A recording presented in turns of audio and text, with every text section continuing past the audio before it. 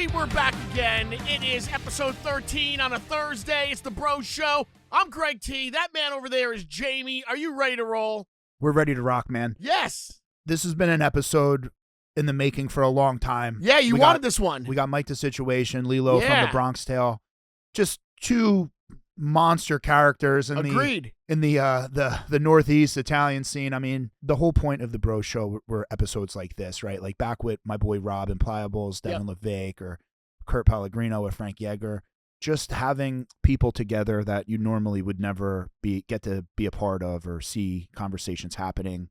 That's kind of the point of the Bro Show. And what the listeners need to understand is this is my first rodeo. So if there is feedback or if there's things you want me to touch on, or we're open to suggestion always. We're always open to suggestion. I had one guy in the comments like, "Oh, Jamie's talking too much," and like, you know what? The last couple episodes I've fixed that. You know, problem is I get excited and I start talking too much, and then some episodes there's alcohol involved, so I cut the alcohol. You know, so like this is a work in progress, and honestly, I kind of missed the alcohol in the beginning. It was kind of nice to do a couple of shots, or at least just one. At least one. Take the edge off. Yeah, at least one was nice. But when I'm doing this episode and you're giving me an hour or an hour and a half of your time, just like at Eat Clean Bro, I want to provide the absolute most value possible for your money. With these episodes, I want to provide the most absolute value for your time. So when you tune in, you get a takeaway, you get some key takeaways, you get insight, and I'm contributing to bettering making better use of your time. So it can't just be all entertaining or us speculating, because then it just sounds like. Well, how open do you think that these two are going to get when we start to get into some questions? And how deep do you really want to go? I think it's going to get wide open, and I think it's going to go real deep. I mean, they both have got incredible backgrounds, sensitive backgrounds. Yeah, they both got in some trouble. They did some time. Lillo was in Rikers for a couple years. I mean, Rikers is a pretty tough fucking place. I think he did like 7 or 8 years. Yeah. You think they're gonna be talking about? I mean, I was thinking about that on the way here. I was thinking about how in depth will both of them get, because they're still out there in the public's eye. Situation for sure, he's still out there. New season of MTV. I wonder how in depth they're going to get. Yeah, I think from what I know about the both of them, I think they're going to open up, because I think it's going to help people. And I think it's like 1 in 3 people are directly affected by addiction. So they're both in recovery. Yeah. For a long time. And I'm super excited to get this show started. All right. Well, listen, he couldn't be any more clear than that. So we're going to say hello to our sponsors. And when we get back, we're going to crank this baby up and start the show.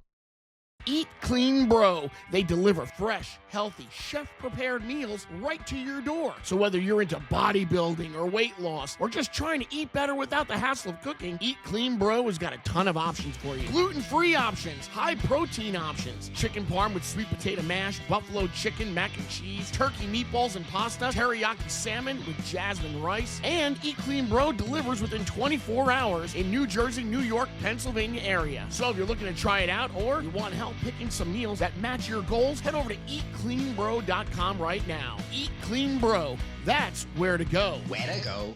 All right, on that note, it is episode 13. Jamie, let's do it. Let's interview our guests. Yeah. Let's get the show started. So obviously we know my guy here, Lillo from the Bronx Tale, baby. That's got to be one of the coolest fucking movies ever made. My boy, Mike the Situation. Nice. The Jersey Shore, the iconic reality series founder, Archangel. Yes. All types of accolades. But basically, man, before we started airing, man, you got 19 years under your belt. Almost. Sober. Almost in 19. November, I'll have You got almost years. 10. Yes. Congratulations. Yes, 10 years sober in December. What's your date? November 18th. Oh, nice. 2006. So we're coming up. Yeah. You're in November too? I'm December 24th, which is Christmas Eve. Oh, wow. I got 3 disorderly conducts. Does that count? Can I hang with you guys? Yeah, I'm a felon. I mean, I get out in a couple of I got out in a couple of hours. But seriously, how much time did you do? Well, I got 10 and I did 8. Oh shit! Yeah. Damn, bro, weren't you involved in what happened? Serious crime. Yeah. Yeah. But you go Rikers? Well, Rikers is jail, so I sat there for 3 years to fight the case, and then after I was acquitted of the murder. Well, it was a felony murder. I remember. It's not an intentional murder. It's when you attempt to commit in furtherance or in immediate flight therefrom. So if you rob a store with somebody, there was a case where his store was robbed, he tried, he's got a gun and he's got a legal gun. It's a place of business. He got cash, going through the place. So he shot at one of the robbers.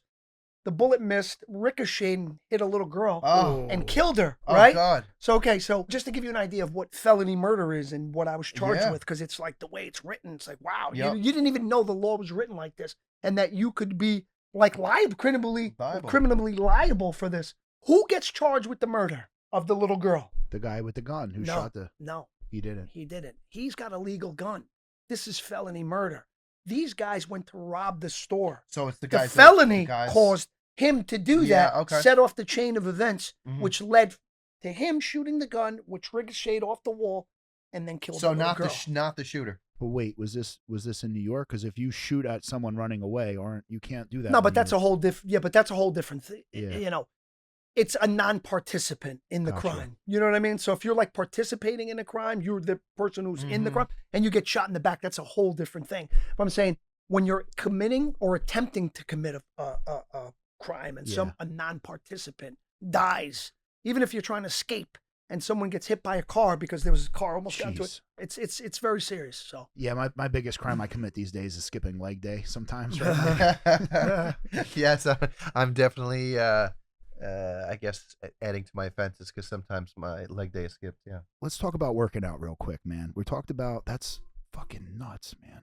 Again, I started off with man, trespassing, disorderly conduct, like that. And we took it to a whole nother level now. Yeah, this is actually pretty high level, actually. You know, fuck working out, dude. So you you got out in 8, you got charged with 10, you got out in 8. So you had to get severely educated on the law, right? Like reading books all day. Absolutely. I personally think that if someone right now was charged with felony murder and it was a burglary, I could probably represent them. Probably.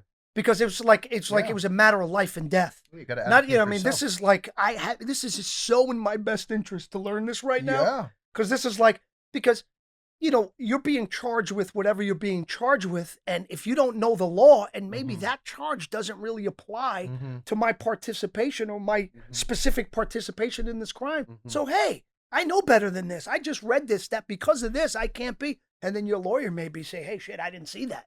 Thank you for bringing that to my. So it's absolutely. Do you ever go down the ChatGPT rabbit hole on case law with federal murder? Right? No. Do you ever do that? Because fucking ChatGPT is insane with laws and everybody's using it these days. But yeah, I don't really use it. I know what it is, but I don't really. Yeah. Because the way the law is written, even when you're trying to sign a lease, one word could alter an entire sentence, its interpretation, and then you're beat, and then you're stuck paying for the sidewalk, and you're like, yo, that's not my. Why am I on the hook for the sidewalk? Although you're talking about years in Riker, it's a little different. But listen, maybe he used that time to become a better man. Maybe he used that time to turn his L's into lessons, and he's a better man because of it today. Well, that's the whole point. If I think if you do, if you serve out an extensive incarceration period and you come out and do the same thing. Oh yeah. It's the whole point. It's the Department of Corrections. It's to correct whatever mistakes you were making. And that's God taking mercy on you because when it comes to addiction, a lot of people don't get that chance to go to jail and be incarcerated. A lot of people just die. Their mother walks in their room and they're dead. 100%. So, you know what they say, the first time is a mistake, the second time is a choice.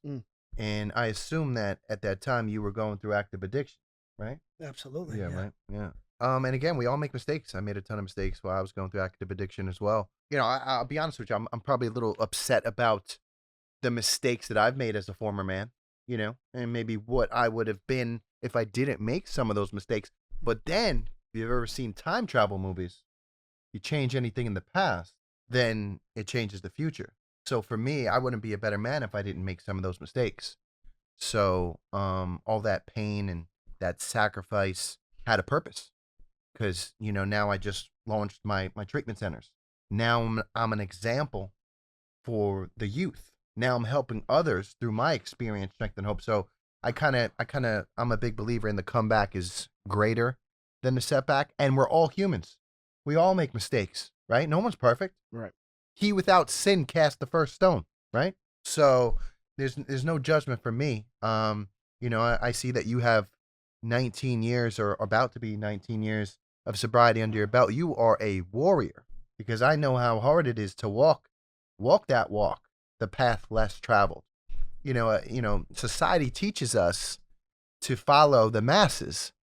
But what they don't teach you is that sometimes that M is silent. Yeah. Did you get that shit? Did you get that shit? I was not expecting any of this today. Did y'all get that shit? I was not expecting deep. any of this. That shit's deep. So obviously prison is a time to reflect, but it feels like rock bottom's different for everyone. Obviously, Mike, I've known you forever, man. You were definitely facing your sentence in your prison time. You went in sober. Was your involvement in the murder like your rock bottom? Like, I wanted to just hear about like what was rock bottom for you guys, because obviously you have to hit, they say you have to hit rock bottom to like, and everybody's rock bottom's different. So 100%. Like one of the things for me, man, one of my rock bottoms was Hurricane Sandy.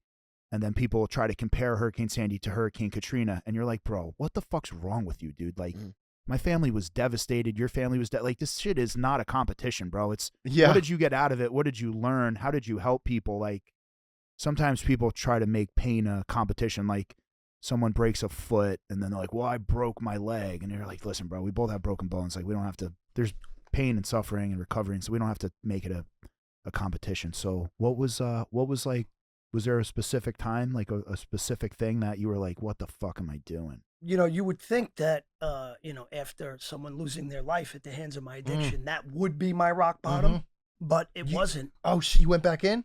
Well, I got, the night that happened, we got arrested in like right on the scene because we were both shot. Yeah, I remember seeing it in the paper. Yeah, so they got us right there. And,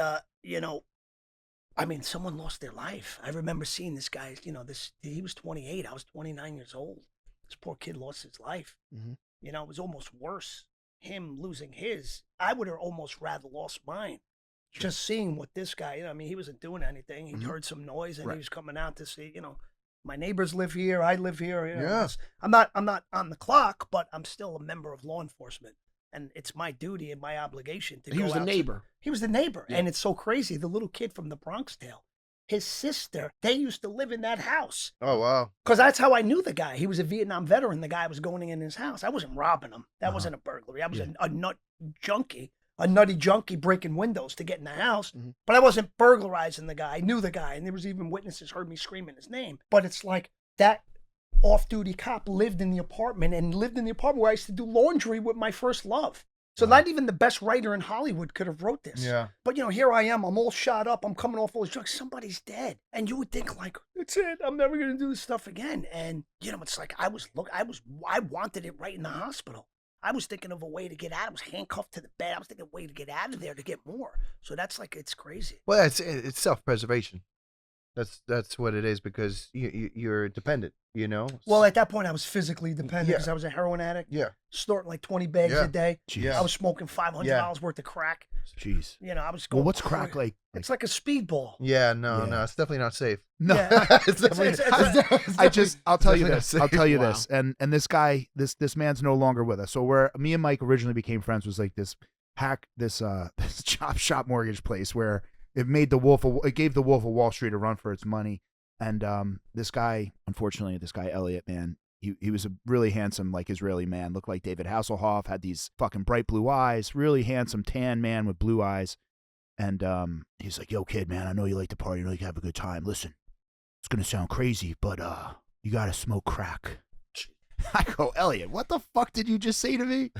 And he's like, yeah, man, just smoke crack. I'm like, Elliot, I'm never going to fucking smoke crack. Yeah. He's no longer with us, R.I.P. Yeah, man, I guess I just never, I don't think I've ever even had crack around me. Let me ask this question about addiction. You guys think addiction is hereditary? You ever heard of that before? Oh, yeah, I have. If it passes down from your father, from your grandfather, from your great-grandfather. Absolutely. Is it in you? Is it in one of you? Absolutely. I do think so. I also think that, it's something that you can't get rid of. Right. You know what I mean? Like, I'm always going to have this obsessive personality. I got to do everything, all or nothing. And, I changed my life when I realized that. And how I best describe it to people all the time is that there's a good wolf and a bad wolf inside of all of us. Of course. The wolf that you feed wins. And for me, it's the one that gets bigger. Yeah. For me, I was always, trying to just play around, and sometimes I feed the bad wolf, sometimes I feed the good wolf. And for me, once I fed the bad wolf, sometimes you wouldn't see me for a couple months, and I would be doing some behaviors that were pushing everything to the envelope, jumping out of cars while cameras were on me, filming one of the biggest reality TV shows in the country. And then I would almost dare them to somehow, fire me because I knew that I was one of the main characters. Eventually they gave me an ultimatum down the road, but years later, I pushed the envelope. So it's hard to fight that, that addiction. And like you said earlier, it doesn't have to be about drugs. It can be about, sex and drinking and gambling. 100%. It doesn't matter. Especially today, with gambling, with these young kids, they're gambling already like in high school. It's behavioral. Yeah, it's behavior, yeah. Well, yeah, that's, what you said was the key. I don't necessarily, some people do, and that's okay. And, everyone, this is not a one size fits all. Everyone recovers differently, and I have no problem with whatever way works for you. Yeah. But what you said to me is the key. He says it's his personality. It's not that he necessarily has an addiction to drugs and alcohol, because I personally don't think that lasts forever. I think it's your personality. Once that goes away, your personality, the addiction will manifest elsewhere. Whether it's in money, whether it's in whatever it is. Right. Well, I can tell you, it's his golf cart and his chickens. No, even that thing is pristine. He's right. When I go to a restaurant, I'm 10 years sober, pretty much. I ordered a whole menu, and everyone's like, "Yo, what's going on here?" Yeah. I want to try everything. But when I was younger, in my 20s, I wanted to try everything. Meant, drugs. It meant women. It meant parties. It meant, I wanted to experience it all, and no one was telling me to do that. I was the leader of bad decisions. Everybody was like, oh shit, we gotta, watch out for Mike. You know what I mean? It's tough when you go into the entertainment business. No one's vetting your background, and all of a sudden you get into that entertainment business where everything's at your fingertips. You don't realize that it's already in you. Now you got it all coming at you. No one's saying no to you, right? Well, I could tell you mean this. The addiction, that personality, right? Unbeknownst to us, you have no idea because we're just growing up with the rest of the kids our age, and 4 or 5 of them may not be wired the way we are. Right. And as I said, unbeknownst. And now we start dabbling in the drugs. And then it comes to a point when you're like 25, all your friends quit because now they're settling down, and like around 30, they get married. Yeah. But then it's like, I'm the last of the Mohicans. I'm still getting high. Yep. What's wrong with me? Everyone else stopped. Yeah. And then you realize it's a little bit something more than just that. As far as calling it a disease, I never saw it that way, because for me, psychologically, and you're psychological, like physical, mental, spiritual, like psychologically, it always psyched me out when I used to go to meetings and they would say this is a disease that never goes away. Because I used to say to myself, well, then shit, what am I coming here for? But you're fighting it constantly. Yeah, but you know what I mean? And I didn't like, I just saw like, okay, just for instance, it's all about like, okay, like right now, I mean, we get addicted to other things. For me right now, it's working out, right? My arms look pretty good, right? And I know if I go smoke crack, it's going to drain my muscle. So this addiction now takes precedence over the other one. You got to find the new addiction. addiction. So I would never go back to that, because it's gonna affect the one that's here now. You never give it up. The one that I'm in the grips of right now. Yeah. You got to redirect those negative behaviors and rechannel to the positive one. Right. So me and him definitely relate on a lot of levels, as it relates to the thing you said about the disease. It's my personality. I just redirected maybe that nervous energy to only positive, being a good son, being a good brother, being a good husband, being a good father. I mean, I'm obsessed with like excelling, achievement, experience, right? Yep. Same personality I had when I was younger, when I wanted a party. I wanted more money. I wanted to be the biggest reality star in the country. Like it's all the same thing, but now it's more positive and behaviors. Redirected and channeled. Redirecting it, yeah. Right.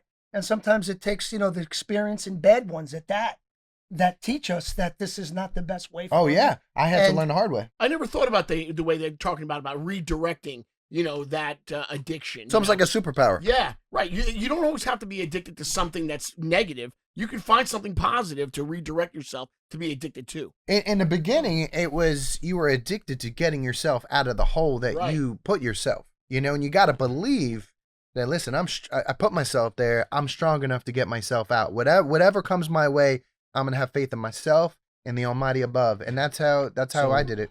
When you guys started coming to and you got out of the, what was it, like the first 30 days was the hardest? What was like, if you had to put it, like, because obviously the longer you go, the easier it gets, or is it still as hard? I believe that. No, I believe the I believe the longer you go, the easier it gets because your brain is an amazing organ. Yeah, There's what's called neuroplasticity. Yeah. Your brain remembers every experience and it changes with every experience. So it's like, I've said this, Pavlov's dog, when you ring the bell after, once the bell was rung, the dog would get fed. So after a while, the dog got conditioned to know that. And he would start salivating when he would hear the bell. And I think that's the same thing, but now we have to it's like wiring, like this building has electrical wiring. You just got to rewire the place. Yeah. But that's when I think meetings are the most important because you don't need, to recover successfully, you definitely don't need people that are going to judge you and look down on you. You need people that are going to see eye to eye, support you and stuff like that. And it's when your brain is making those changes and rewiring itself to do things that you were to do things differently than you were doing for the last 25 years. It takes time. I did everything. Well, part of the reason I asked that question, right? Like, I own a business, I'm a leader, and part of leading is trying to get people to accomplish hard things. So recovering from drugs is hard thing. So as a business owner, you want to create a metric and be like, listen, the first 30 days are going to be the hardest. After that, then you have to watch for this. But you're going to start to feel speak to them in a way that's sort of, because when I was in boot camp, right? To get through buds, they say just make it to breakfast, right? Wake up, make it to breakfast. Then at breakfast, make it to lunch. Don't fucking think about next week. Don't think about tomorrow. Just think about the next meal. And I feel like the first 30 days of recovery, especially It's the same way, right? So they say 1 day at a time. I say 1 hour at a time. Yeah. I what think can happen 1 day, in 1 day? One day's a look. I think if you're fucking But it's raging to party, it's definitely not 30 days though. What is it, like 60 or 70? 100? I mean, listen, he's right by saying it's 1 hour at a time, 1 moment at a time. It's 1 day turns to 1 week, turns to 1 month, then you got 1 year, right? I just took a course and got intervention certified, right? They said that the brain rewires depending on the case between 1 to 3 years. I had very similar experience because I was mainly into opiates. I loved Percocet, and I was a millionaire, and I was just had so much of it, and no one would ever say no to me, and then eventually I was like, you know what? I almost self-diagnosed myself. It's called substitution, where I'm like, I'm not going to do opiates now. I'm going to fix myself, and I'm just going to maybe smoke weed and take Adderall. Probably my worst decision because once I went to speed, it had worse effects on my brain. And then obviously I didn't take the medication as prescribed. I pushed everything to the envelope. And to be honest with you, I was seeing and hearing things that weren't there for probably the 1 to 3 years, like they said. Yeah, well, that's the psychosis. Yeah, it was the psychosis. Obviously early on, maybe in the midst of active addiction, you're thinking the FBI is going to kick in the door and, and things like that. But even when you stop, there's residual effects, even when you stop. And how I did it for myself, and I definitely wrote it down in my book, that I started to prove to myself that some of the delusions weren't even true as time went by. I proved it to myself as a year went by. I'm like, well, that wasn't true, but you were still having some residual effects. But as time went on, it got better, but there still was a little bit more. So that 1 to 3 year period of time was definitely very true. And then at the end of it, I'm like, wow, I proved to myself 99.9% of it was untrue. And I cannot believe that I actually thought that some of these things were true. And I can't believe I healed myself, right? And you're like, oh my God, I healed myself from, abstinence, sunlight, the meetings, sponsor, gym, all healthy behaviors. Yeah. And I'm like, I can't, with no medication. And I'm like, I can't believe I, healed myself.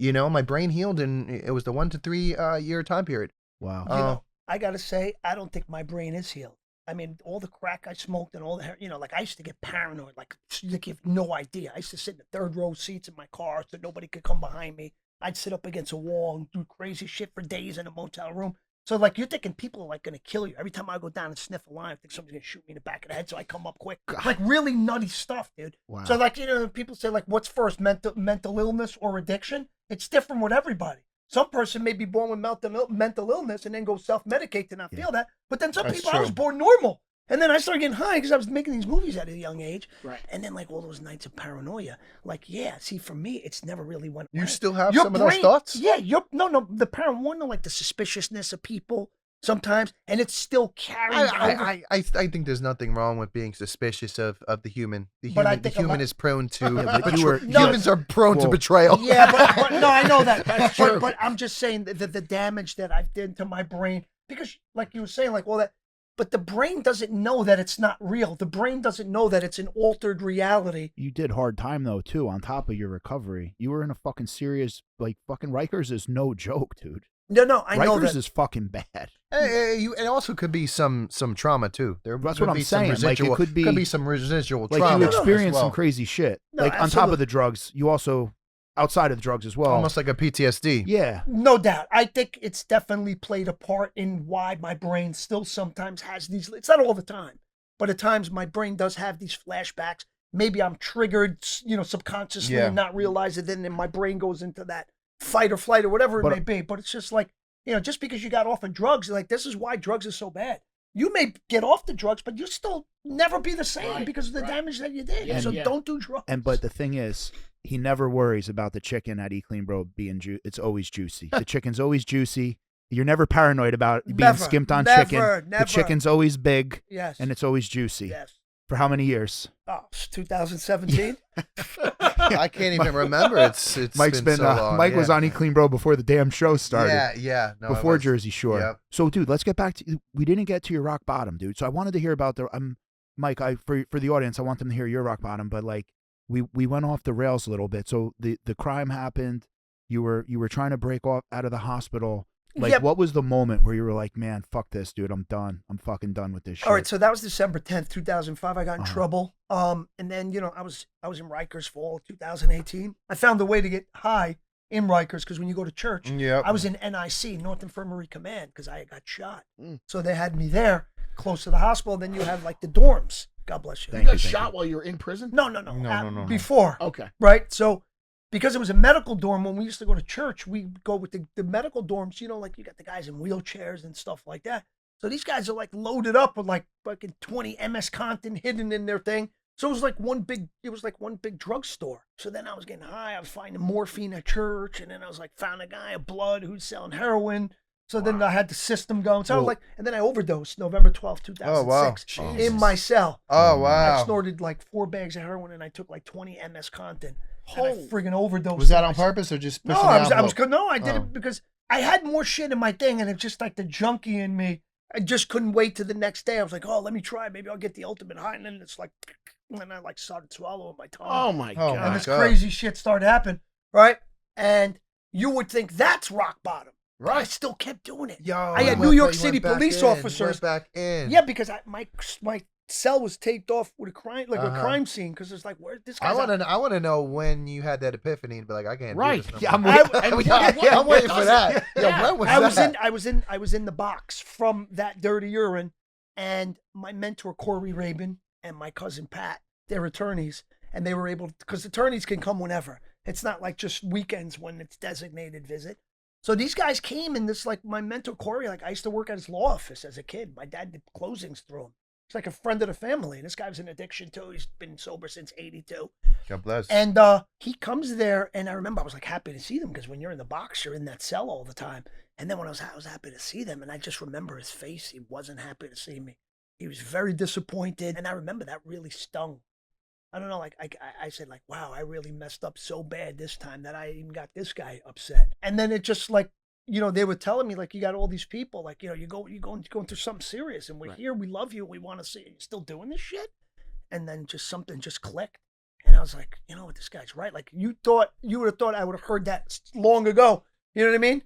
But then that day, it's just like, and I was like, he's right. And then when I left, I was being escorted by the officer, handcuffed because you're in the box. This sounds like a pretty fucking big rock bottom. Yes. Like, so then you're in the box. You're getting scalded by your family. You're fucking by yourself in solitary confinement. Like, it's pretty hardcore. And then as I'm leaving, and I just felt like, I really felt like it was a modern day miracle. I really felt like God came in and lifted that out of me. And when I walked back, it felt like there was this freedom.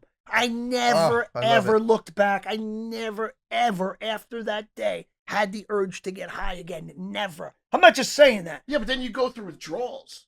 But you know what it was? At that point, I was ready. You were ready. It's not even that. But even if you're ready, if you're going through withdrawals, but you know what it was? Because I had been locked up, I wasn't getting it consistently. I was only getting on church days, so I didn't really have a habit. Gotcha.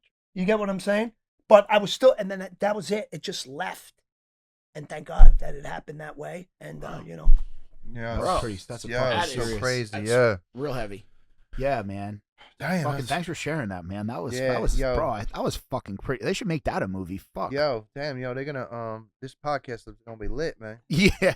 So you guys have both dedicated your lives to helping others. Mike, your rock bottom was kind of like you kind of saw a path and you were like, yo, fucking threw the towel in on it, right? Like you were a little out. You were out of control. I mean, you weren't in solitary confinement. I had a lot of obstacles against me. It was 2015. I had lost all the millions that I had earned over the many years. You know, I had found myself unemployed, a couple months behind on my rent.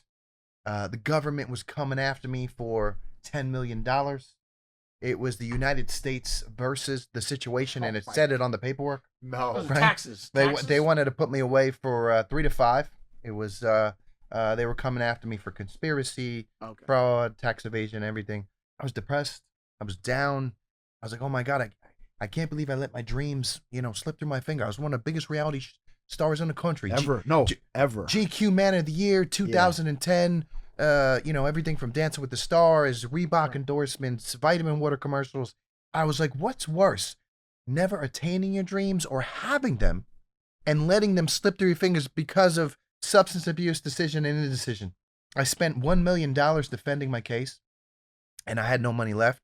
My lawyer comes to me and says, Mike, you're a great guy. Everyone loves you, but you're going to have to find a new lawyer. So now I'm lawyerless. I'm pretty much homeless. I'm dependent on prescription opiates because I'm still fucking around. And now I get the case of what's called fuck it's. I'm like, everything's going wrong. I'm like, let me call up my buddy from high school. Okay, we used to drive to school together. I call him and I say, can we pick up some prescription pills? He's like, yeah, man, I got you. I was like, all right, cool. He's like, come pick me up. I'll take care of everything. He's like, well, we're going to Newark. I don't think that's a good idea. I'm like, I'm famous. If people see me, cops see me, we're gonna be done right off the bat. He's like, don't worry, stay in the car. So we go down to the projects in Newark. And keep in mind, we're going to get prescription opiates. My drug of choice at the time was not opiates, but Roxy. And so he goes in the apartment complex, and he's there for maybe it could be 2 hours, maybe 3 hours. And I'm sweating bullets. You think he's just dead? Well, it could be that. I feel like 3 hours. He's running around these apartment complexes, and I'm thinking to myself, the cops are gonna, get me any second. I'm sweating bullets. He gets back to the car. He's like, we're good. I'm like, oh, thank God. All right. So we're driving on the turnpike, and he's like, he throws something on my lap, and I'm like, what is this thing? So he actually threw a bundle of heroin on my lap. I'm like, what is this thing? And it was, about this big. It was, wax paper. It was like a yellowy, sandy substance, rubber bands. I've never seen it before. Because, again, I was making millions. I didn't necessarily need to go to heroin. And I always said to myself, I'm never going to do heroin. I'm never going to do heroin. It's dirty. And most people, when you go to heroin, you never come back. You always hear those tragedies, that crisis, those bad stories. I'm never going to do it. Now I found myself with the devil on my lap. Right? And I'm like, bro, come on, man. I'm like, dude, what am I going to? He's like, bro, it's the same thing. I was like, okay. And I had a pretty big habit of about 6 to 8 Roxys per sitting. Whoa. Sometimes 3 times a day. Well, that could kill a normal someone who doesn't do it, that'll kill them immediately. Yeah, your heart will stop. And They'll die. Yeah. Those are some serious. One is a serious. So I don't know if people know, but one Roxy will Greg. If you took a Roxy right now, I don't. You would be unable to move your arms. And legs. How many Percocets? How many say 10 milligram Percocets is in one? So it's a 30 basically. Yeah, think Roxy's 3 in 1. Three perk 10s. Yeah. So it's 3 perk 10s with no aspirin. Mm-hmm. So I was just normally taking 6 to 8 at a sitting, sometimes 3 times a day, most likely, right? So now I got this, bundle of heroin on my lap, and I'm thinking to myself. But also, Mike, for people who don't know, how much is a rock? What was the going rate for one of those pills times 6 or 8? 20 or 25. They're gonna try to make their money. You know what I mean? For one? Yeah. Yeah. All right, so you're dropping close to like Yeah. a couple $100 a day on pills, right? Easy.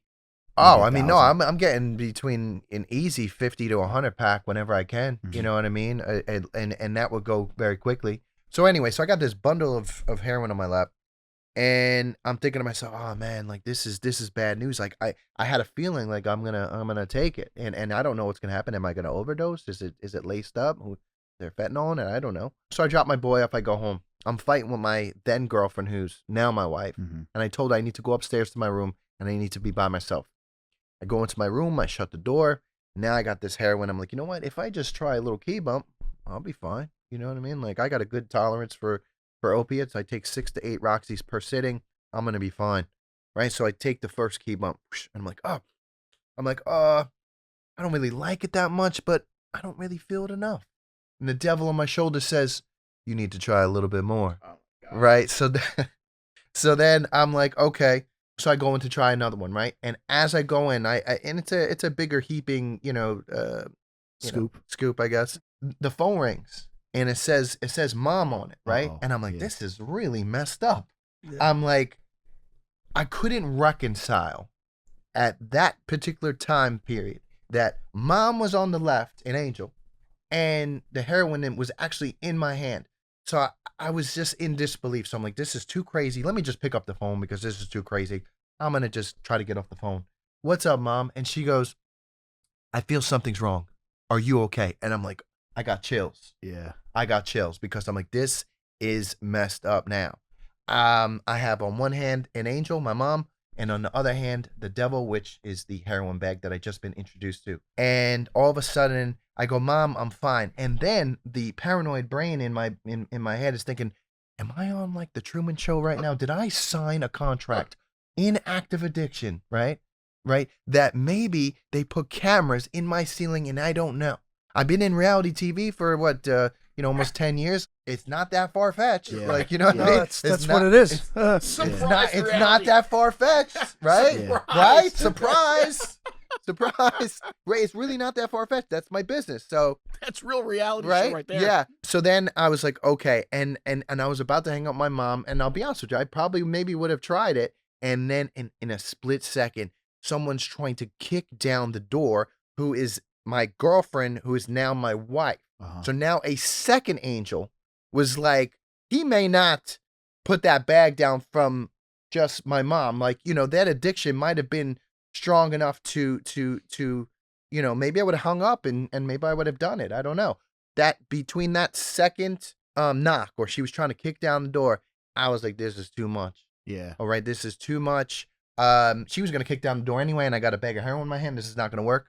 My mom's on the phone. Yeah. I immediately threw it in the toilet. I had a tear coming down my eye because I couldn't believe that my mom was just calling me. And my girlfriend's trying to kick down my door. My eyes and ears were open just enough to hear the message from the Almighty that there was a bigger plan for me. And so at that particular point, I flushed the drugs down the toilet.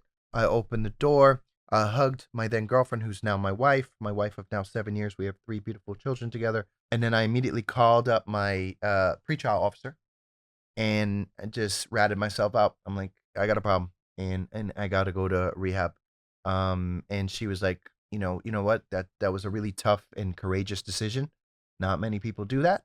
And I'm proud of you. So I before I even went to court, or before I even took the case to trial, I went straight to rehab after that. But it didn't end there, didn't it? Because it didn't end there. Because when I was in the system or in treatment, maybe the first 30 days in, somebody had Roxy's in the center that I was in, and I was just not strong enough to stop myself, and I relapsed maybe 30 days into treatment center. I don't really like to tell that story, but it's true. And then I got clean on Christmas Eve, because even when I relapsed in the center, I felt bad. I'm like, I'm in a center right now and I'm high and this is not even fun. You let yourself down. I let myself down. You were on a mission. Yeah. So right then and there on Christmas Eve, I put the hands up. I surrendered.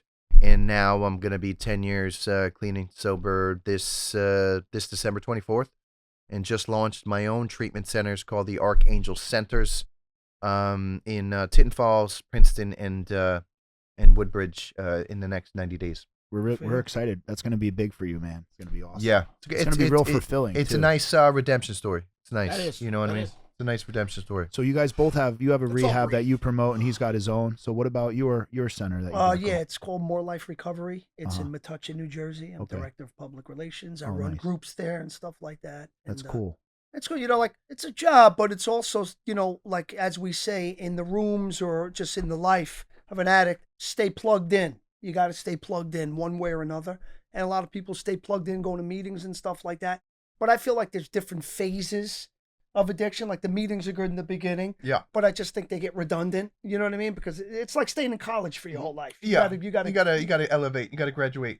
You know, service work exactly. and other things like that. And other So- things. But then, you know, but this is a good way for me to stay clean and sober. Yeah. Because you got all these kids, these people in the groups, and Yeah. you know, obviously obviously a lot of them know who I am, Right. and they know what I've went through because it's out there, it's Yeah. public knowledge, No, yeah. Right. and they're like, wow, like this guy actually went through this craziness, and he's here with us, Yeah. and now it's like they're listening to you, and you could see them hanging on your every word, and it's like, wow, your experience is very important to them, and it can make a real big difference in their life, and then you realize how 100%. serious that this needs to be taken, and then it's like it gives you and provides you with that extra layer of strength.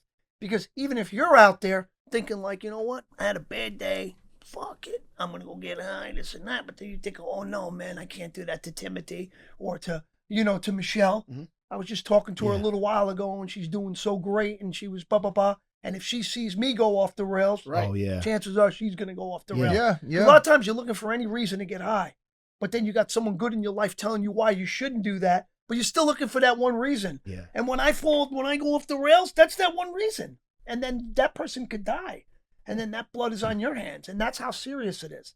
It's like here today, gone tomorrow. So sometimes like my approach is like when I do try to help others, sometimes I come across as being a little harsh. I like to be harsh. You got to be harsh I because like you to can't be- coddle you because Right. Right. Addiction kills. So you'd be dead tomorrow if I'm not harsh. I love tough love. Yeah, it's got to Yeah, be harsh. you got to be tough. Which, You know. have you found out one counseling is better than the next? Is it solo one-on-one or is it group counseling? Which one seems to be better? Is there one? Everybody's different. Yeah. right? Yeah. That's it. What else? Everybody's Yeah. addiction's It's different. not a one size fits Like all.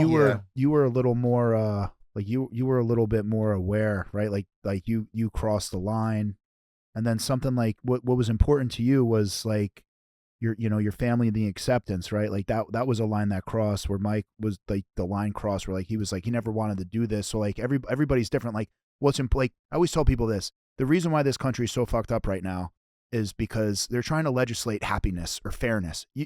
If I ask you your definition of happiness, Mike's happiness. Everyone's different. Everyone's different. So it's like Subjective. you can't legislate a subjective topic. And with addiction and people, everyone is different. So the approach, it just has to, everyone's, like I said in the beginning, man, everybody's rock bottom is different. And, this addiction is something we're unfortunately pretty, like you guys felt it firsthand, and it's terrible. And I'm happy that you guys are helping people. Yeah, you know what? I definitely, I definitely like your story. You know what I mean? I think I actually can relate to a lot of what you're saying, and I also respect you. You know what I mean? You've been through a lot of life experiences, and you've turned it around. You know what I mean? So it's inspiring. You know, when you help other people, like you said, you help yourself. You know, and I'm sure every life that he saves by sharing his story, he also helping himself. So it's a beautiful process. It really is. Let me ask you a question. I want to ask you this question because it's like, we're similar the way we came up and, sought, fame and, became famous at a younger age. I was a little younger than you because of how fast it happened, right? And, it's like drugs. When you first take the drugs, it imprints that memory in your brain that first time. And it's something that you never forget.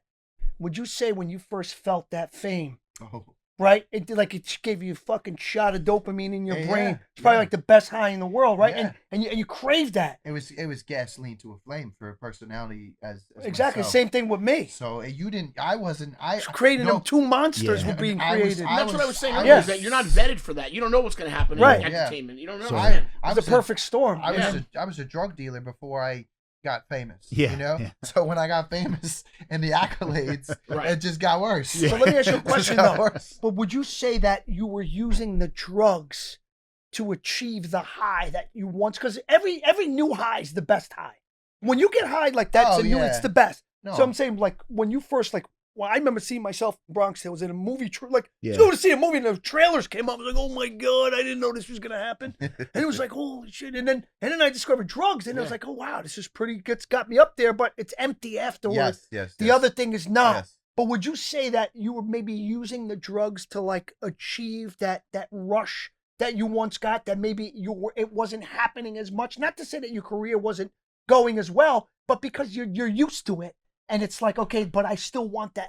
Well, when did the drugs start with you? Did you start right there, right after Bronx Tale? Well, they started on the set of A Bronx Tale. I smoked some weed with the kid who shot Sonny. Although I don't think weed's the end of the world. No. But that's where you got introduced to it, right? I drank before that, but and alcohol is a drug. So, right. But so that's when it started. Like, it was 50. I think for me, I was just trying to live that sex, drugs, and reality TV life. You know what I mean? I felt like. Not Jim Tan Laundry? Well, that definitely Jim Tan Laundry. But come on, I was there. Definitely Jim Tan Laundry. Yeah. But no, I was just always chasing an experience that maybe was imaginary, maybe. You know what I mean? Like you said, you're always chasing that high, and you felt good, and you're like, maybe it could be better next time. So no one was trying to give me bad decisions. I had them all myself. You know what I mean? Like, I was like, I was on Jimmy Kimmel, and I told my team, I'm like, listen, if you don't get me 6 rock sets, I'm not going on. You know what I mean? Like, that's the craziness. When I was doing Dancing with the Stars, and I'm on live TV in front of millions, I actually didn't do. I actually did pretty well. Yeah. For someone that's intoxicated. Well, For someone that's intoxicated. Yeah. But I got conditioned to performing while being intoxicated. So that was almost the norm for me. Mm-hmm. So when I got sober, I had to relearn my love for being on camera again. And there were some doubts if I had the spark that I had in the beginning of my career of just the charisma, that spark that everyone loved. And I had to almost like relearn it a little bit later in my career. And now I'll be honest with you, I'm probably better on camera than I've ever been. The lines and the timing and the tone and the delivery. I love my job, so I actually work at it, but I had to, in the beginning, there were some insecurities. I remember when I first got my second contract, when they brought Jersey Shore back. We've been on the air for now almost 8 years now, but there was a little hiatus. Right, there was a hiatus. When they brought it back, I had all this insecurity, like, the America loved this guy with a 6-pack. I was single. I was different. And now I had a little bit of weight on me. Right. I was this. You didn't know how you're gonna be perceived. I had this court case, and I eventually, I had to challenge myself to find that version of myself that was in there. Yeah. But I had to dare to find it. Yeah, and they love to see you fall, but then they love to see you come back. So it was like a double whammy for America. Wasn't good for you, but it was good for the viewers. Yeah, they love to see. And Lillo, what about yourself mentally? Where were you during The Sopranos? Where were you? Oh, during The Sopranos, I wasn't at my worst yet, but I started dabbling in the heroin. The scene with Furio, the one when he comes to the house, 1,000 more. That night, the night before, I was all coked up and drunk, and then I snorted a little heroin just to be able to come down. So I'm not all geeked up and come on the set all geeked up. So now I'm on the set, and like we're doing the scene. I'm in my underwear, and I'm all itchy from the dope I said. And I had a little bucket on the side of the thing, so when they would yell "cut," I was thrown up in the bucket. Oh fuck! So it was like I mean, everyone knew what was going on, but what are they gonna do? Fire you? You're already on film. They need you, like with you, right? They couldn't do that. Yeah, for years. Yeah, right. They push it. So it's like almost like they they're not going to tell you to stop getting high because it's going to affect, the whole production. The it's going to affect the the production, the big picture. Yeah, they did that for me. They kept revising my contract, and they would be like, "You escape set one more time, we're going to start to penalize you and take your money." Because every time I escaped set, I was going to the plug, right? And I was good for a couple of days. Wow. And then again, I'd escape again, jump out of a car. Yeah. Oh my God, Mike's crazy. It was good for a little bit, right? Maybe a season or two, but then when you're constantly pushing the envelope and then you push it too far, that's when it becomes not fun anymore. And for them too. Yeah. Well, yeah. So let's there's cookies segue. and chicken parm. All right. Do you want to see the cookies? Let's. I would love to eat a cookie right now. All right, boys. You're gonna love this. Let's break into the cookies, and then I want to get into all-time gangster movies. All right. I mean, Lillo, you could have Chocolate brought some chicken chip. parm. No chicken parm. All right, wait. I chip? have some special ones here. They are straight out of the oven. Let's present them first. We have a pecan. Okay. We have a macadamia nut. Okay. Oh, Where's the man. Oreo? Fig Newton. We have the Snicker churro here. Okay. Wow, and look at that. And I have 3 of each because I know there's 3 legends here today. Oh, we have some sugar cookies too. Macadamia nut. Let's pair them up nice. Got the Snicker churro, so you guys can pick. Jesus. All right, we have the pecan and then the sugar cookie. All these are freshly baked. Bang cookies. Oh yeah. They're banging. I'm not going to have any now, but could I take a... Well, I'll eat them on the weekend. Yes, hit me up on the gram. Let me know which ones you want. Well, I had 3 each for you. Which one you got, Jamie? You could take one of each because I had. So I got the 3 for all of macadamia us. with You could take them. This almost has like a jelly This filling, is the right, Mike? same. Yeah, that one's sick. Yeah, it's really good. And it's all. Oh, is there something in all of them? No. All organic, right, Mike? All organic. Which one you want? You choose. You choose. If one should I have? I'll be honest These with you. fucking things are going to call me. My 2 They're gonna be in favorites. my bed My calling 2 me. favorites. Lillo. I want Actually, the one you these- tell me to have. These are my 3 favorites. This one's sick. All right. Try this one. That's one you're having right now. Okay, fine. Try the pecan. Okay. Because did you take your 3? I got them right here. Do you have a sugar cookie there? Take a sugar cookie. You sure? Yeah. What's it filled with? That is a raspberry ganache. That's good. Where's this place? This one is actually right down the street on 35. There's a Oh, couple. they got one in New York City? They got one in Jersey City. Jersey City. Not New York City. They go in New York City. Oh, it's a Jersey thing? There's a Jersey City. There's Newark Airport. So there's the Mall of America. It's like Jersey thing. We're going to Vegas soon. Yeah, Is they it just yours? started franchising. It's a Jersey-born company. Yes. This is yours? Yes. Oh, good for I you. have bro. I have a nice piece of bang cookies along with a childhood friend of mine and the founder George. Corey B. I don't know if you know Corey Yeah, B the from comedian. TikTok. Yeah, he's also a part of this franchise. Do you have all 3? I want to give you. We have. Yeah, I don't. I just know of him. I don't one's know. for you. I didn't know the cookies have stuff in them. This is great. Bro, Fucking these are unbelievable. all. These cookies are all organic, Oh right? wow. As opposed to some of the other cookie companies Yeah. that have additives, preservatives. You know what I mean?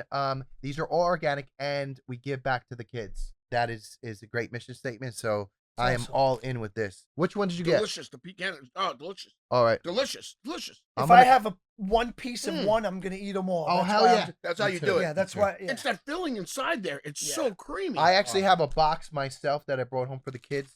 So who wants Oh, they Wow. must go. extra? Your kids must go nuts. Yeah. They must see the bag and know There you go. what's I'm in there. not good. How? No. I want to eat them all. No, I got a box for myself. Oh my God. Anyway, how we made how we made the deal was they told me they gave me an offer I couldn't refuse. Oh, okay. They said cookies for life, and I said I'm in. Where's that? Who's got the chocolate chip here? One over. Take it. Take Yeah, it. It's take it. fine. All right, here. I'll do half. Now, me and Jamie, listen, we are in discussions that we might do some collabs with Bang Cookies. So this is a continuation of a conversation with all of us, but they are actually a very, very good cookie, very good product. It sells itself, It's delicious. and it's organic. Oh yeah. Oh my God. Really good. Bring these home to the fam. Really I had a, good. I had a My ton kids of will love 'em. had a ton of coffee. Nothing goes down like a. But a Jamie, nice- what's your honest it's very good. review? I think the cookie's very good. I like the ingredients, and you guys are doing a great job. It's warm, just that came out of the oven. So who's your competitor? Crumble? I guess you could say Crumble is the competitor, Yeah. but if you've seen a list of their ingredients, they're not a competitor. Well, I do. I see some You know? stuff on social media all the time. If you are a company that's all organic, Yeah. you're in a class by yourself. Right. Because they have these additives they have these preservatives. It's organic? Yeah, it's organic. So again, eventually, I think that things will sort of weed themselves out. You know what I mean? If you have an amazing cookie that's organic, right? Yeah. Versus a cookie that's not organic and the ingredients is a mile long, it speaks miles, it speaks volumes, but that you want to go with the organic cookie, Bang Cookies, it's where to go. They're banging. No, that's it. That's it. Come on. Yeah, they really were fresh out of the oven, Mike. You weren't kidding. I knew I had to come prepared. What was your favorite cookie growing up? I loved a good sugar cookie. Right? Or a chocolate chip, yeah. Chocolate chip, yeah. Top 5 favorite cookies all time. Yeah. For the situation. I love a vanilla Oreo, a white Oreo. Wow. I like a white Oreo. Then I'll go with a black Oreo. Ah. Then I'll probably go with like a chocolate chip cookie after that. Like maybe an Entenmann's maybe. That's fine. Maybe an Entenmann's. I got. You don't like that chunky, the chunky Chips Ahoy. Chips Ahoy. Nah, you want to take a excuse me. I gotta tell you, man, a top-notch chocolate chip cookie. Yeah. Pepperidge Farm, thin and crispy. Okay. Ooh, Those thin and crispies, bro, they go down like potato chips. No, but they're so. Yeah. Yeah, thin Put and 'em in a crispy's mi- nice. Oh my God, that milk chocolate though. 'Cause Yeah. They got the dark. That's how my chocolate's Eat good, Clean too. Bro cookie is, man. Maybe we'll do a Eat Clean Bro because I have an organic chocolate chip recipe that we used to make at Eat Clean Bro. They were thin and crispy, kind of like that cookie company out in Long Island with the green bag. You know what I'm talking about? They're out in the Hamptons. Oh, what's her name? She's the it's owner. the woman. Yeah, and they're not cheap either. Oh my God. You're in the Hamptons, bro. You're Yeah, spending. but no. She makes all gluten free. You're spending $90 for some guacamole out in the Hamptons. Oh my God. I know exactly what you're talking about. I know the green when she saw the green. Yeah. Yeah, this is great, man. She sold the company for millions, hundreds of millions of dollars. Oh, she sold? Yeah. Yeah, I you forget gotta the sell. name. I know exactly the green bag. Yeah. Ah. So let's lighten up the mood, man. Let's talk some gangster movies, man. For you, bro, your top 5 favorite Italian gangster movies. Ooh, I love this. Probably. I mean, Godfather. The Godfathers. You would take Godfather. They 1, eat 2, up or the 3. first- Yes, 1, 2, or 3. They, Which they one? eat up the first 3. Well, it's got to be the first and the second. Right. The I third like- doesn't count. No, the third doesn't count. The first and the second because, I like a lot of people like the second one better, but I like the That's true, first just that's because I like The nostalgia way it starts. Well, I like the first one because Brando was in there. Mhm. You know what I mean? Brando was like the mark that he made. Like you can't like Stallone playing Rocky. There's no one in the world that could have played Rocky. Just like there's no one in the world that could have played Vito Corleone the way Brando did. Just his But presence. Brando was in the second one too for a little bit, right? No, He wasn't? no. You're thinking I'm of not De gonna Niro, go- right? I'm not Was you going- thinking of De No, he Niro? wasn't. Was you thinking of De Niro? Yeah, you're thinking of the young, but Brando. The only times, remember when they had that surprise birthday for him? Right. Surprise, but you never see him. Okay. And I think it's better that you don't see him. Yeah. Just mysterious, like he's Yeah, there, but you don't. Yeah. Usually people like the second one, but they're amazing, both 1 and 2 for sure. What So you about got this? Godfather. Well, how about the third one when you see he's up against the church? I mean, that's a pretty crazy storyline. Like the most gangster organization in the world was in fact the church itself, which I think that leaves like a eerie, like makes like the end, like it's the church that's the hitman, right? Like they're calling it in, and he ends up like the whole series, the father and son end up like conquering everything, and they come up short, and the church gets him, and then he dies in his chair, and like Sicily, right? He's in like that's where it ends. Yeah. The third Right, one, I thought right, like Corleone. yeah, The like third one. it's like pretty nuts. So that they even covered that. It's Yeah, like- you know what it is? I mean, if it was a standalone and if they only made that, it could have been okay. Because you're right, getting the Mobiliary Bank and the Vatican Church and to you know, see the where the whole- real the Vatican gangsters Bank. are. Yeah, Right, yeah, that was all cool, but for some reason that film it never really came together. No. yeah. Right? Nobody cares about the third one. Yeah, I don't know why. It just Well, never it's really. one and I two. went to see it. It opened up on Christmas Day in 1990. No, it's a shame though. I went to see it. When you watch 1 and 2, Yeah, they I try to was watch it. 3. You just can't. There's not even. They're not the same at all. They don't feel good. It doesn't feel right. Yeah. 1 and 2 is by Well, is a thing of itself. And that's the way I feel about the Sopranos movie. Mm. Many I Saints in agree. Newark. That shouldn't have even been made. Like, I don't know if you guys know this. That but- movie actually pissed me off. Yeah, but like the many, like, do you know that the Many Saints of Newark, the title, that was a play on words, right? Oh, I don't know. Right, because Multisanti, the last name is Many Saints. Oh, wow, I didn't know that. Multisanti. Ah. So they were the Multisantis, the I Many didn't know Saints that. of Newark. I didn't know So it was that. So like just that alone, I was like, wow, this is gonna be so good. David Chase, because David Chase, I'm not saying that he's still a genius, Mhm. but I just thought like we were going to learn more about Tony and how he came up, and he didn't do anything but rob a Mr. Softy truck.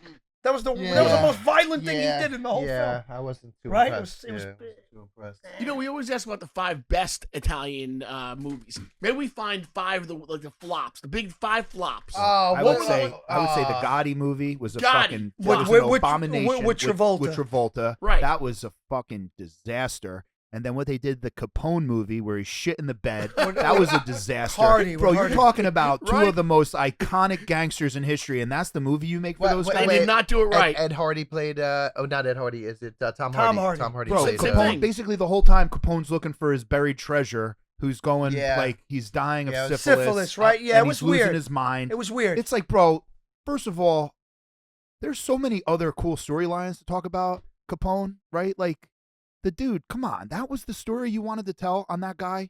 Like, that was a smear campaign, in my opinion, because Capone's, like... I mean, Casino and Goodfellas, though. So it's great movies. Those are great, yeah. I think Goodfellas is great. I think Casino's very good. Because without Goodfellas, there wouldn't be Casino. Because it's the same actors, the same director. So it was like, I think it was a little bit of a little more of a diluted version of Goodfellas in the desert. So where does Bronx Tale fall in? I think Bronx Tale was better than Casino, but not better than Goodfellas. I will not say, better than Goodfellas. I will say that I'm a big fan of Bronx Tale, not because he's here, but I am a big fan. No, it's iconic. I mean, dude, it's such a great... I grew up on these things, 100%. and I come from a traditional Italian household. Yeah. And we lived for, Goodfellas, Godfather, Bronx Tale, like that was my life. You know what I mean? Yeah. I'll be honest with you, I probably would have hung out with him.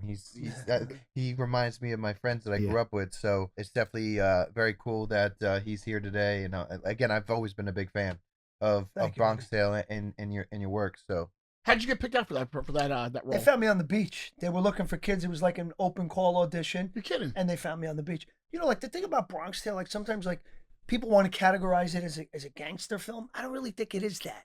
I think it's more of like a father-son story. Yeah. And it just happened to take place in a gangster backdrop. And, like, because it could have been like The Plumber. And, you know what I mean? Yeah. It could have, the life lessons would have still been the same. The door test. Yeah, but obviously because it was a gangster and a bus driver. You mentioned that earlier, the door test. People say that, you just did the door. Like, what, you got a 1985 Caprice Classic? I said it earlier. You didn't even go near the car with the key to all the locks. God. Is the working man a sucker? No, absolutely not. My dad was like the hardest working guy. Yes. I'm Joe. It was a joke. I know. That was a joke. That was my dad right there. He was old school Italian. Okay. Oh yeah, look at that. He guy. worked like an animal. Okay. And my father was one of the hardest. Like this to this day, people, you're Lillo. Oh my God, I never seen anybody work like your dad. My dad was the epitome of a hard-working man. Like, that's why this movie, The Working Man is a Sucker, my life was everything but that. Mm-hmm. The working man is the tough guy.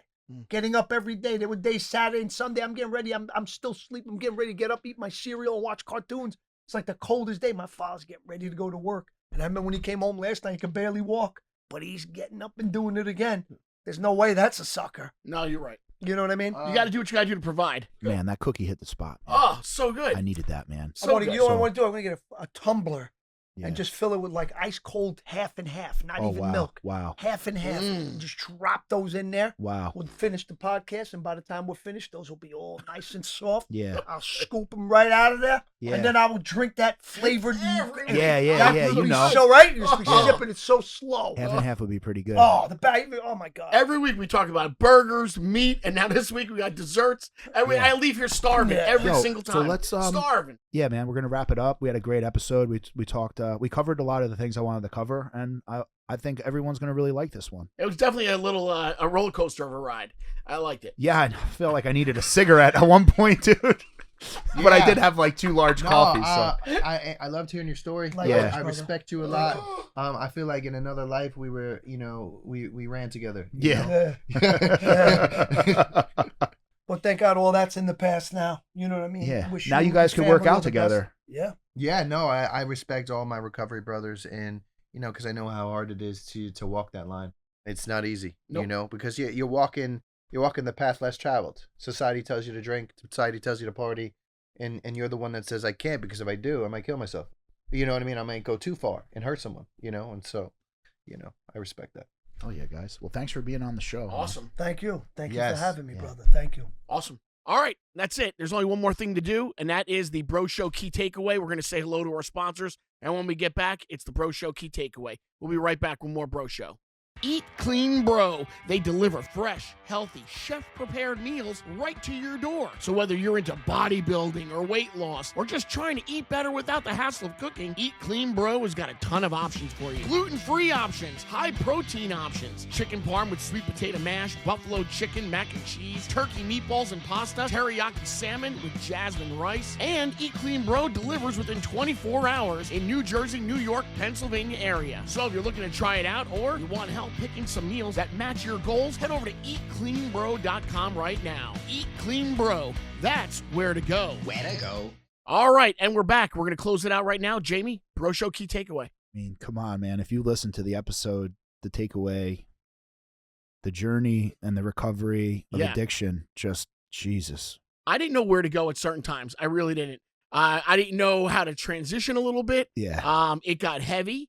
There was, it was a lot. You know, remember in the beginning of the show, I'm like, how in-depth are they going to get? I did not expect them to get as real as they both were. Dude, yeah. I mean, covering rock bottom. Right. Mike's rock bottom was a little like, I think Mike's rock bottom was a little bit more realistic and quote unquote normal to a rock bottom, where he caught himself going down a path that could have been tremendously horrible, and he kind of stopped it before it went crazy, whereas Lillo was just like, yo, I was like, there was like a couple times where I'm like, yo, where does it end? But then he's like, and then it got worse. And then I was like, holy shit. See, I read about Lillo a little bit before I got here that I was surprised that he was so real, because when I read about it is that it was in prison where he actually said enough was enough. I didn't know the time or how it all happened, but I knew it was in prison that he actually said enough was enough. Yeah, and dude, they put him, he was in the hole. He did 2 in the hole, bro. He did it fucking 80 days in solitary confinement, bro, which is fucking nuts. Bro, I couldn't even, I can't imagine it, you know. A lot's gone on with both of them, but it was a really heavy episode, I think. But it was very good quality. And they both turned their lemons into lemonade. They did. And that's true. Yeah, I'm speechless, man. I guess I'm not clear on what the Bro Show Key Takeaway is, but maybe it's rock bottom's different for everyone. True. And yeah, 1 and 3. Addiction's real. Yeah, addiction's real. Rock bottom's different for everybody, and don't give up the faith, man, and keep going. You can turn it around. Everybody's got their own issues and everything, and that's true. Thank you for listening, guys. Remember, like and subscribe. The Bro Show. Help us out here. Give us a share. If this story was meaningful, please share it. I don't see how it could not be. The greatest gift you can give to me and T over here is referrals, shares, like and subscribe. So thank you all so much, and we'll see you back here next week for episode. And by the way, today was my birthday. I don't even think I told anybody that on the show, but it got so real. This was my birthday episode. Hey, happy birthday! Thank you, T. Thank you so much, man. God all bless. Right, we'll see you guys back here again next week for episode 14. It's the Bro Show.